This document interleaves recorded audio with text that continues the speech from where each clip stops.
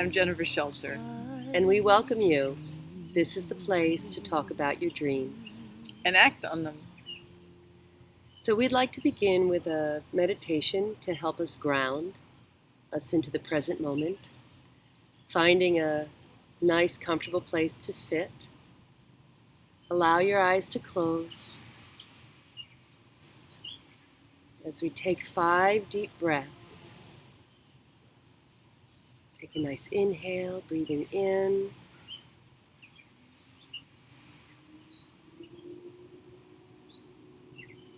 And breathing out.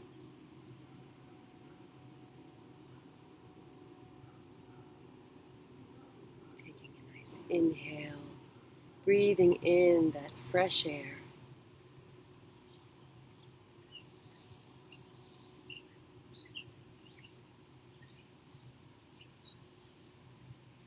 Breathing out.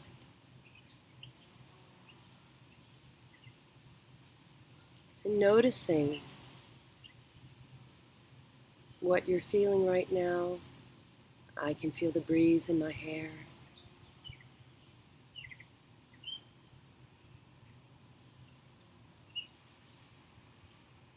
Feeling the space maybe around you, inside you.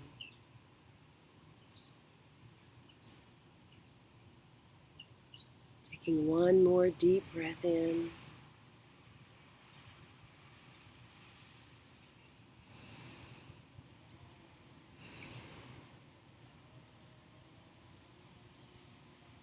And feeling the grace of this moment.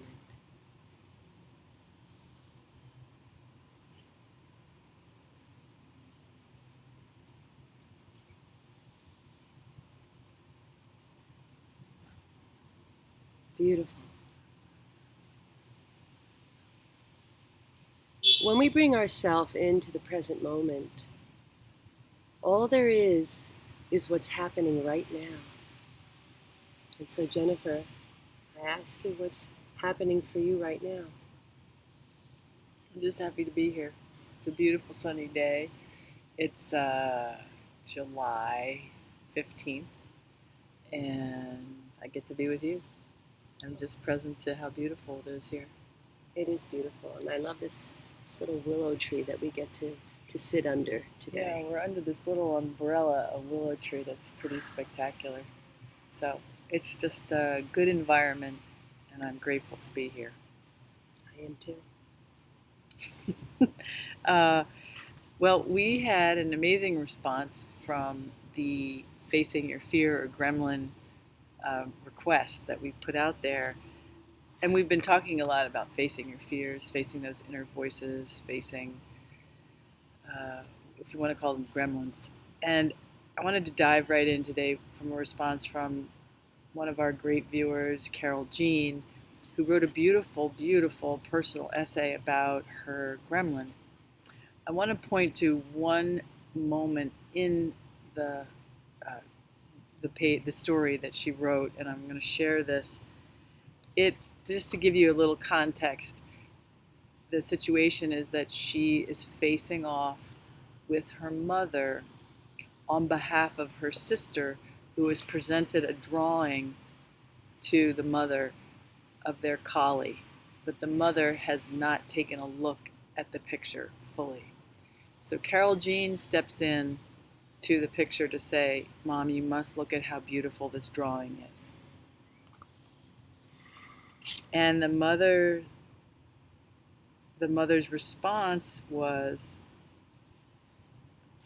"Mom turns to me, knife still in hand from chopping, and warns me, 'Don't you challenge me.' I'm the mother here.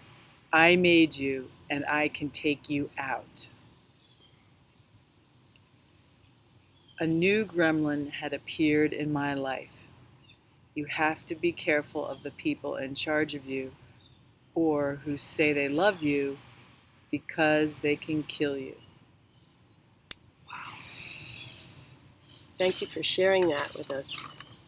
Carol Jean, that was so well put into a moment that is universal. I certainly have experienced moments where I've said the same thing to myself or been in a similar situation.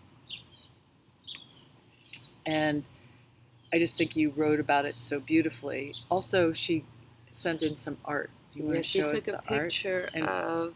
And yeah, Here is the photo. Just put it on the side so you guys can see that she took want to of lift her it up? gremlin. Make sure everybody Lift it up can to see here. it. Over. Now, There can you you go. see the Z's? Carol shares with us that the Z's represent her maiden name.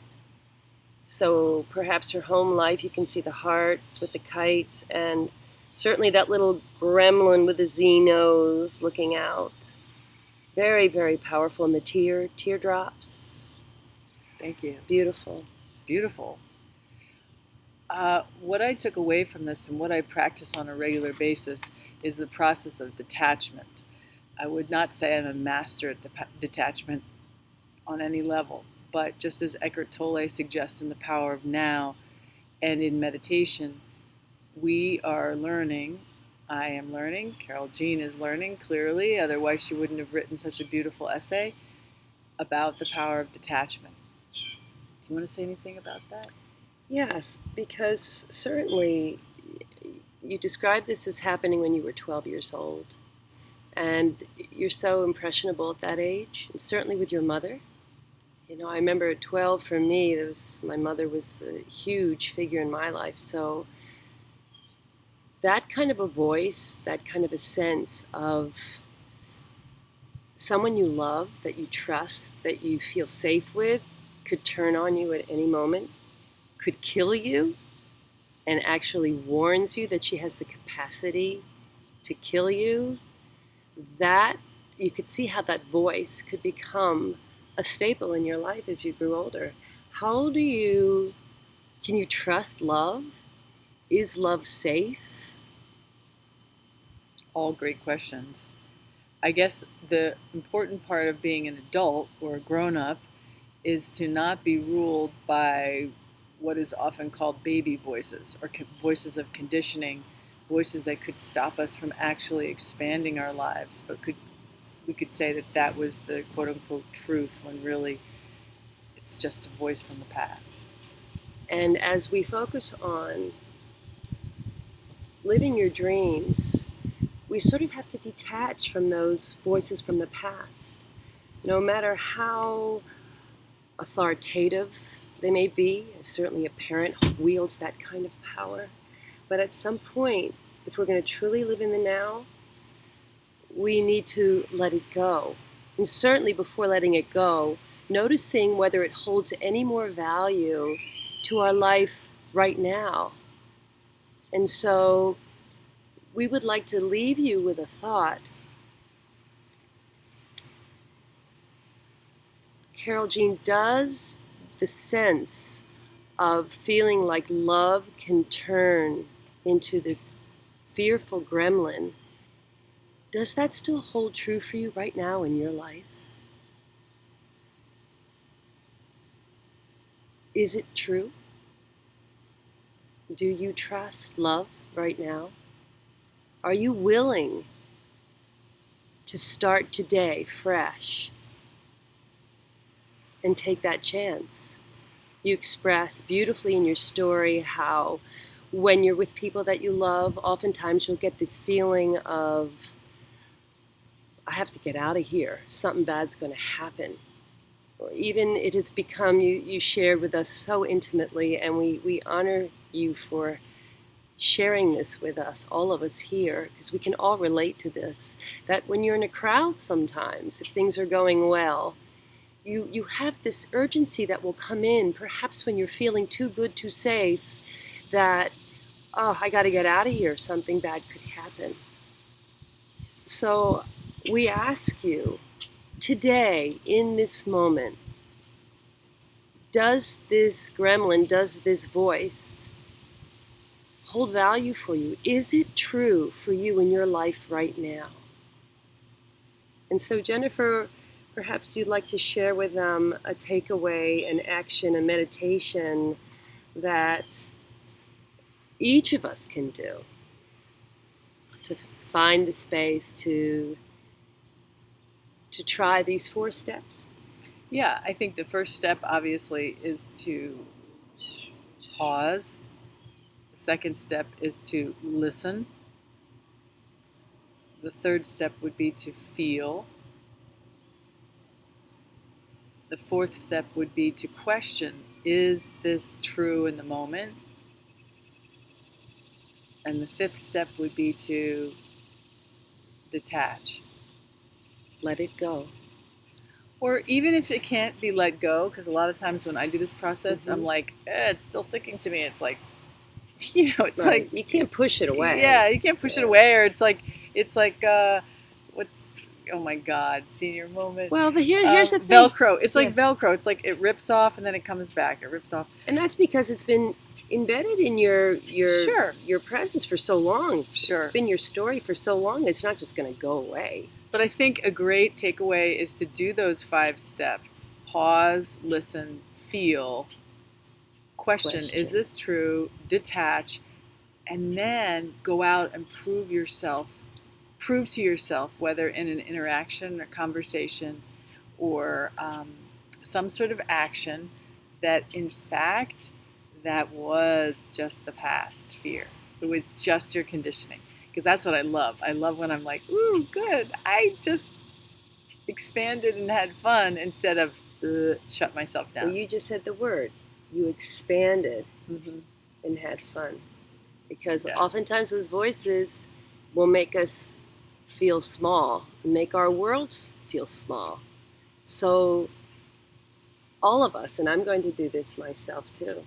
Yeah, so this week, let's just challenge ourselves. This is just a general challenge. First of all, thank you so much, Carol Jean, for being so generous with your story. Really beautiful. I really am grateful. And secondly, I'm going to challenge myself to have a little breakthrough, a little story to tell next week about this experience. In fact, reading her story has brought something to mind for myself in my own past. And so I'm going to do those 4 questions and hopefully have something to share with you all about what happened to me also. The idea is to keep this in the now.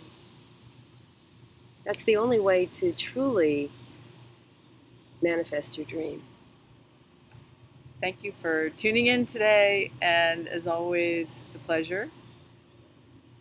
We look forward to hearing from you. After all, we're in this together. And it takes all of us to be authentic together. Bye. Bye-bye. I'm with